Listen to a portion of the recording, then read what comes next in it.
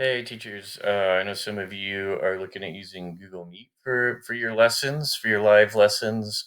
I'm going to show you how to schedule those out using Google Calendar. That's probably the easiest way for you to do this. So if you're going to have set meeting times each day, you can do that pretty easily with Google Calendar. Let's say you're gonna do a live lesson for math every day at 10 a.m.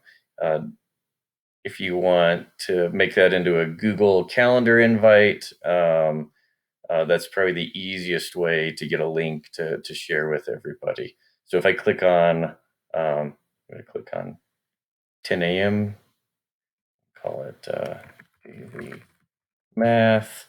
It's going to be a short lesson. It's going to be, let's say, 10 to 10:20 a.m. And then I'm going to add, I clicked on the add rooms, location, and conferencing, and I just click on add conferencing. This add conferencing automatically makes a Google Hangouts Meet link that students could click on. If this is something that I'm going to set as like a daily meeting, and I can do that as well. I just need to go to more options here and have it repeat daily. So if this is something that I'm going to do every day, every weekday, I can do that. And now you can see on my calendar, I have daily math at the same time. Now,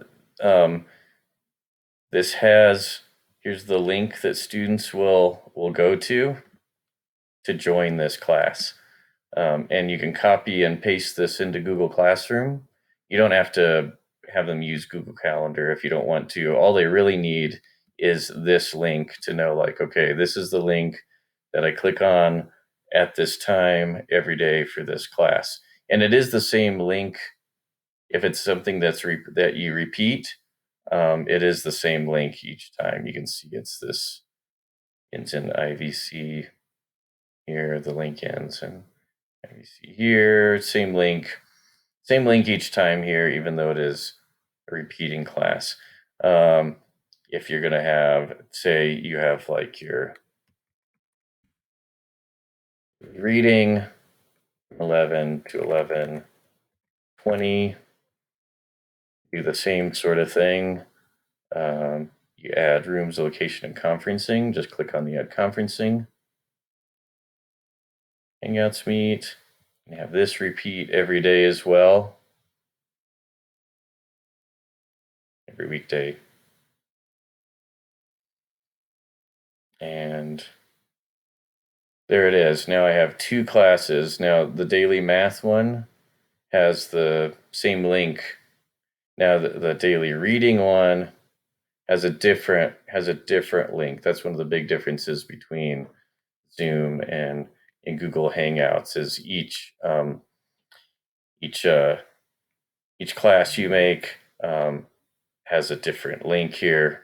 On Google Zoom, you can use that static, that permanent link for all of your classes. But for teachers that maybe are departmentalized and have different groups, you might want to use Google Meet and have different groups with different links. Again, then you end up copying this web address into a Google Classroom. And that's how you could share it with your students. You could even tell them, like, this is the link you'll use every day for math class, and then that'd be a pretty easy way to do that. You say, like, here's